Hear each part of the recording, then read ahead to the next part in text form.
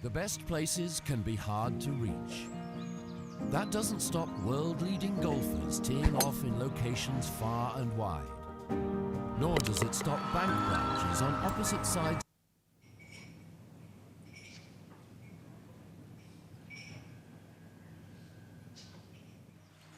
The best places can be hard to reach. That doesn't stop world-leading golfers teeing off in locations far and wide. Nor does it stop bank branches on opposite sides of the globe exchanging currency in a flash. Being at the pinnacle demands reliability. Formula One teams make game-changing decisions in a heartbeat. Millions of dollars are saved by global airlines, reducing ground time by seconds. Communication is too late. Technology is racing ahead. Turning customers into fans requires a digital approach to engagement.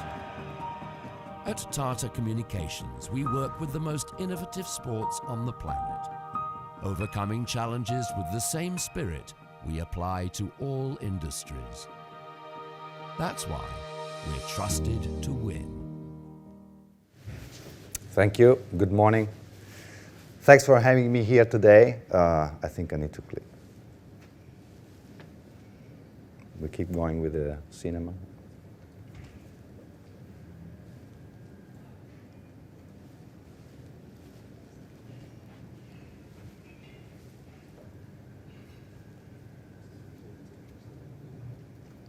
Technology. We love technology, right? Okay. Oh, thanks a lot.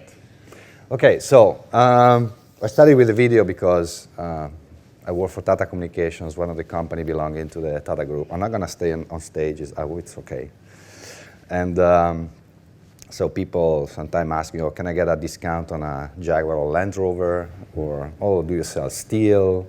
Oh, you work for Taj Hotel. So I need to set the stage that I belong to a company that sells digital platforms. And to give you a sense of what we do, it's here on this slide. So at the bottom, the set of offering that we have today, it's quite a diverse portfolio, is one of the challenges we have, in fact. Moving from core connectivity up to IoT or advanced solution or UCC, security, and so on. And at the top, what could sound familiar when it comes to digital transformation, enabling that for our customers.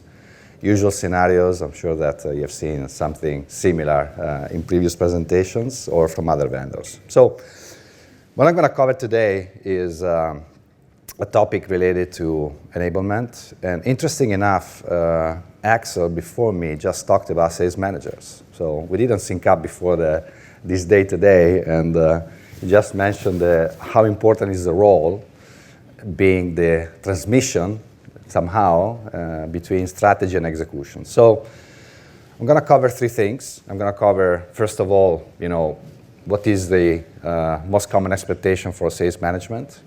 Where do we see the gap between expectations and reality? And then a couple of recommendations about how to bridge the gap, and we should have enough time also for the Q&A at the end. So to set the stage, first we need to agree on what sales management means. And to do that, I went back to a good enough definition of a generic organizational model. Maybe some of you have seen it in the past. This has been done and designed by Stafford Beer as a the viable system model. And so he designed this last century. And a generic organization is made of 5 systems. And I think we all agree that if you look at the definition on the slide, sales management sits, in fact, in between. And it belongs anywhere from System 2 and System 3 in this definition.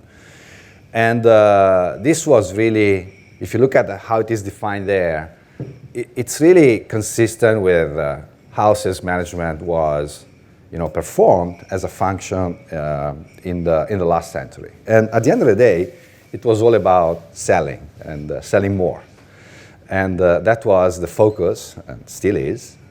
But between last century and this century, something has changed. And it's interesting that, when we look at for example, how the economy has evolved in the last few years. This chart reports the gross domestic product of the US. And we all know that there is an incredible growth, and digital is playing a key part. Because as we all know, digital is, or intangible assets in the digital world, have contributed to the growth of the GDP way more, for example, in the US, than the railway in the 19th century. So most of this growth is coming from digital. Now, at the same time, something else has happened, and which makes the thing a bit interesting. So economy is growing, GDP is growing, and when we look at sales performance, is going nowhere. And yesterday, Charlotte mentioned, she also had a slide for those of you who was in the room with the Amex presentation. I think most of you, right? Yeah. And she mentioned 50% of people don't make quota. This chart is a bit more pessimistic. It goes down to even below. And so the question is, why? What is happening? And if you go up on Google and Google B2B sales behavior, this is what you get.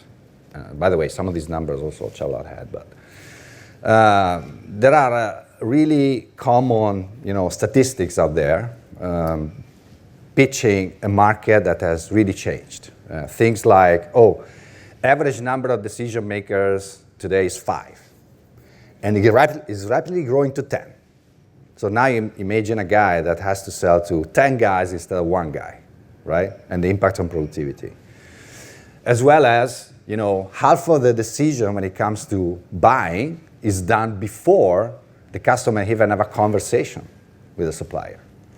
So there are trends in the market that are really making selling more difficult, possibly, than in the past. And that's why we have a room full of people talking about sales enablement. So this is out there, and again, everybody's talking about that. And that's why now we have a lot of move in the market for companies that are creating solutions. So we have some of the vendors out there, and they have some incredible offering and services to help companies selling more. So when you go up on Google and you search for sales enablement, what you get is this. So now the question is, how come out there, and by the way, this is old. This is a year old. Today is even more than this, 2019. So how come technology is there, and it's quite amazing because some of the solutions are really unbelievable, okay? And I'm sure that most of the people in the company, in the room is using some of the stuff on the slide. And how come the sales performance is this? And it happens that, AI, BI, analytics, being, the sales job more predictable, it helps, but it's not enough. And the reason why it's not enough is that selling and sales management has changed. So, and you could see that, again, generic definition, probably a sales leader has to take care of 3 things, not 1. The first is managing the present. This is where most of the actual sales happens, okay? But that's not enough, and we have heard a lot in the room, by the way. And also, Werner yesterday talked about the fact that he's using sales managers to land sales enablement. He said that toward the end of the presentation. I think you remember that, right?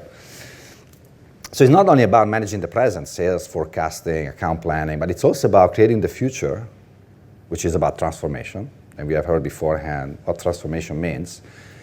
But again, even that is not enough. There is something else, which is also nurturing the identity of the team. And so now, all in a sudden, we ask a poor sales manager to do all these things, not only selling. And the guy pretty much feels like this. It's a super tough job in today's world, super tough job. And that's also why the remit of sales enablement keep growing, right?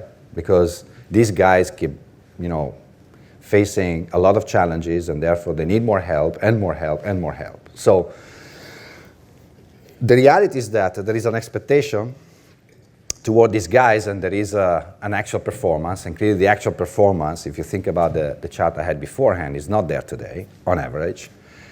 And probably, there is a mismatch between, the fact that we expect a superhuman performance from human being. So how do we bridge this gap?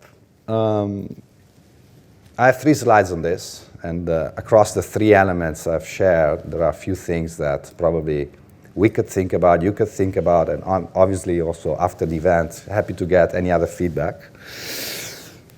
About managing the present, money, money, money, we love the money. Clearly automation here plays a key role. There are solutions out there that are really incredibly helpful when it comes to maximizing the sales effort, targeting the right prospects, and managing a sales team, and suggesting the next sales action, and so on and so forth. So in this space, automation plays absolutely a key role, and can really help offset and offload the effort of the sales manager. But there is a last element on this slide which is not about automation, which is about root cause analysis. So the challenge that even with all this automation we face is that a number is a number. And you see funnel is not enough, you see win rate is not enough, you see there is an unpredictable sales performance, and then you still need to spend quality time in understanding why the body has a fever.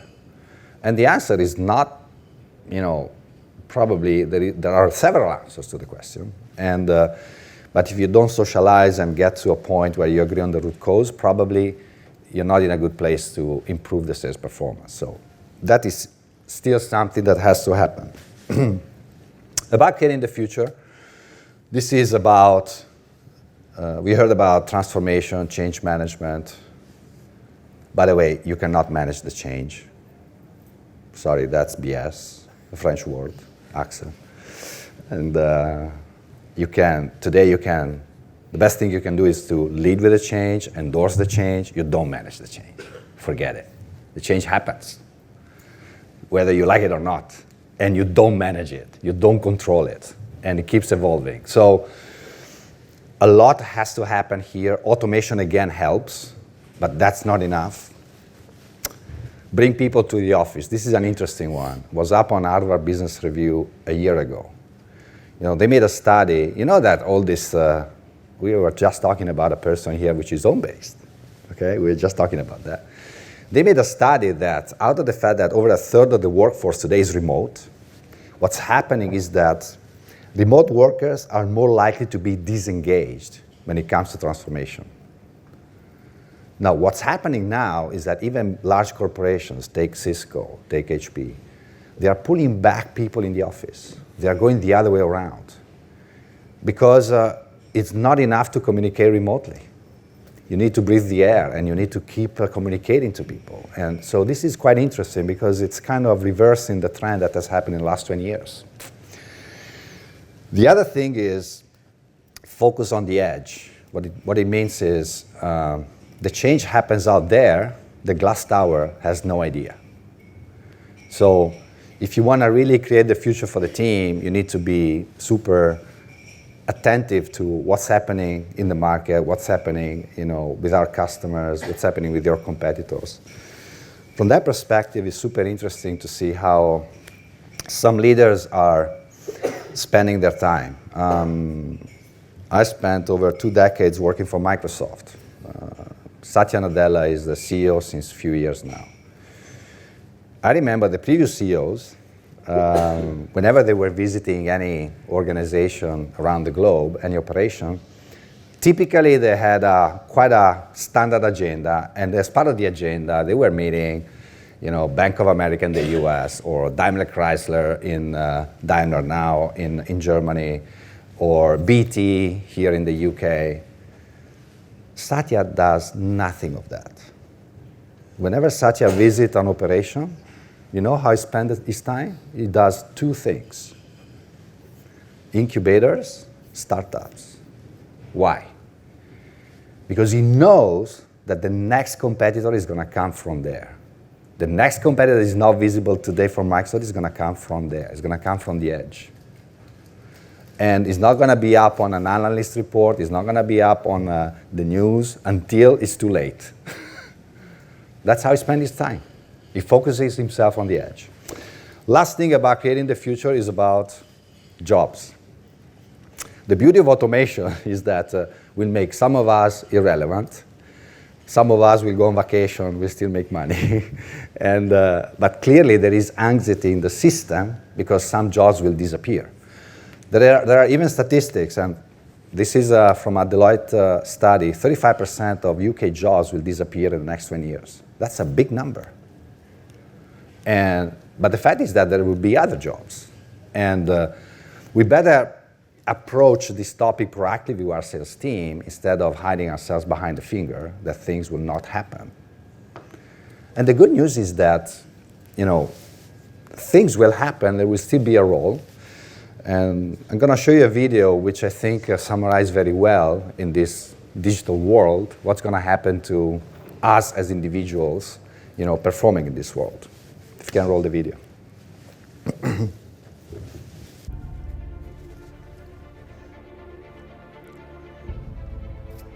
Once upon a time, business as usual was often good enough.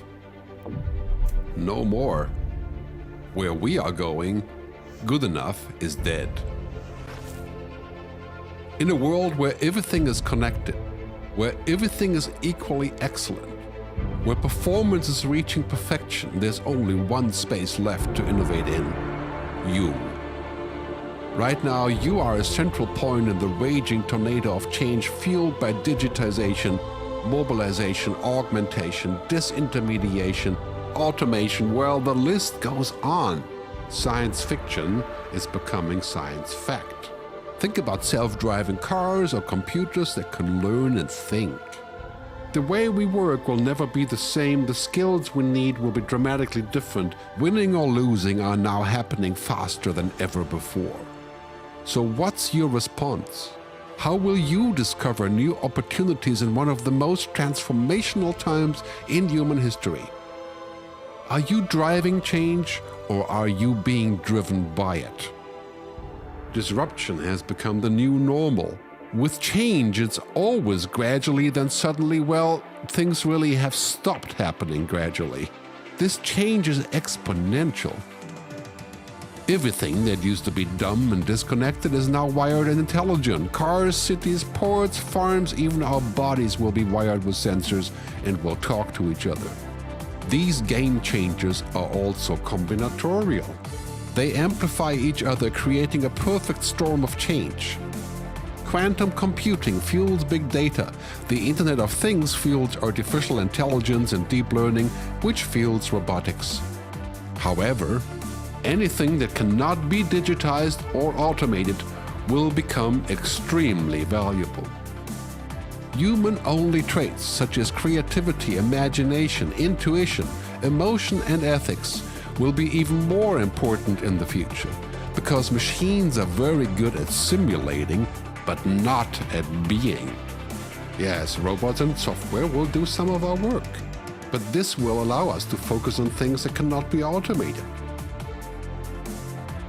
To imagine change squared, you've got to start engaging more with what might be, not just with what is.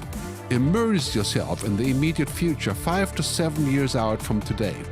We need to go beyond technology and data to reach human insights and wisdom. Technology represents the how of change, but humans represent the why. The future is about holistic business model. The opportunity is to be liquid, to learn just in time, not just in case, not single improvements, but complete transformations, not individual systems, but new ecosystems. Humanity is where true and lasting value is created. We will engage, relate, and buy things because of the experiences they provide, because of their transformative power. The future doesn't just happen. The future gets happened. The new way to work is to embrace technology, but not to become it. The future is in technology, yet the bigger future lies in transcending it. Let's live and lead from here.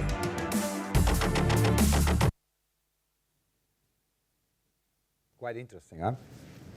And if you approach this proactively with your sales team and your sellers, you realize that they have a lot of concerns.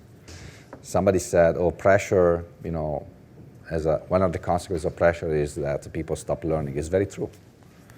So it's up to us to make themselves comfortable with the change, and even getting there passionate about the change, and what is the role they will play.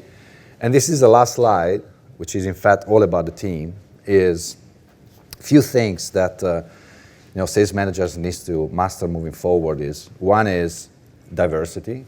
So this is not only about gender diversity. Diversity plays across many dimensions. One fundamental is generation.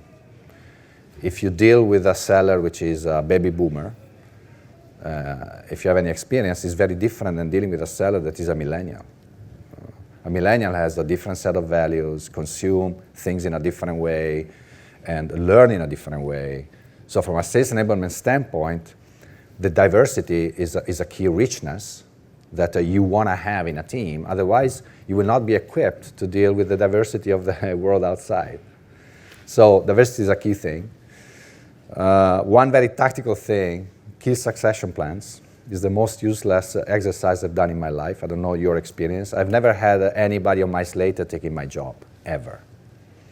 And so if some companies are still doing that, but in terms of nurturing the identity of the team, and in general, it's not a good idea, and it's a big waste of time. Things will happen. Let hiring fail. I've seen a lot of people spending ages in hiring and staffing a role.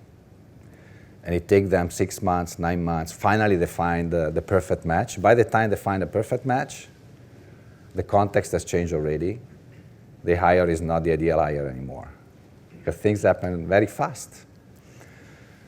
Rather look at the potential, the soft skills, the EQ of a person, rather than the hard skills and the hard competencies you're looking at. You're looking because you already know that what's good today is going to be wrong tomorrow. You already know that. Or wrong, or mismatch, or whatever it is the definition. So you better take the risk to hire somebody fast that you think has the right attitude. We heard a lot about attitude is a key thing. Rather than spending way too much time to find the ideal candidate for a role, and then probably by the time joins the role is already quote unquote obsolete for the role itself. And in all this game, obviously emotional intelligence is gold. One of the tough part of the sales management job is the fact that sales managers deal with a very diverse set of individuals. When I became a sales manager ages ago, the first thing I did, anybody in the team was like me. I was hiring mini-me's, all of them. And I think a lot of the people in the room, if you have been a people manager, probably you have done the same thing.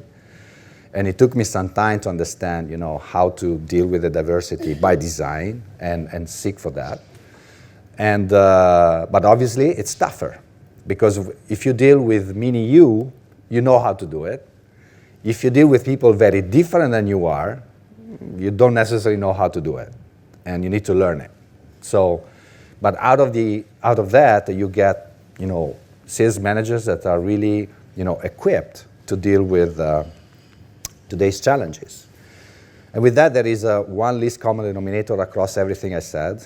We can have the best mastering science, like we have heard Axel describing that. We can have the best training program. We can have whatever you want. There is one thing that doesn't change, is the fact that either salespeople have a passion for learning, or they will be out of the job very fast. Because it's not about a one-time, one course, one training. It's about every day. And either they enjoy the ride, or probably they are not a fit for the role. Thank you very much.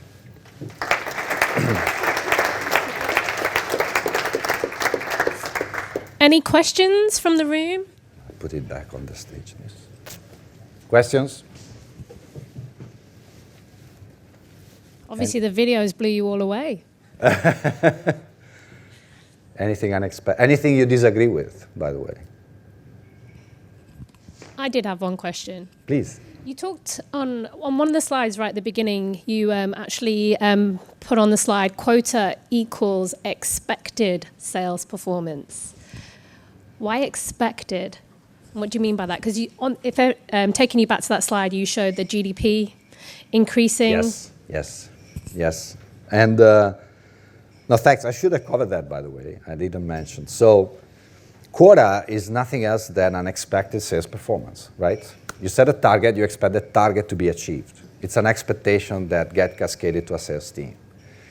And that slide is quite depressing because the reality of that slide is that a lot of people get disappointed. The seller gets disappointed because they don't make the quota, they don't make the money. The management get disappointed because they had an expectation that the quota would have been met and it's not happening. With all the consequences in terms of sales productivity, right? You know that half of your sales force is not productive based on that. So that's why I've underlined expectation because this is all about a mismatch between expectations for a sales organization from the top and the actual performance of a sales organization. This is the fork is getting bigger, not smaller, as we have seen. So something has to change. I remember a former VP I had in my company that said the best definition of insanity, keep doing the same things the same way and expect a different result. That slide tells that the way we do things today is fundamentally wrong.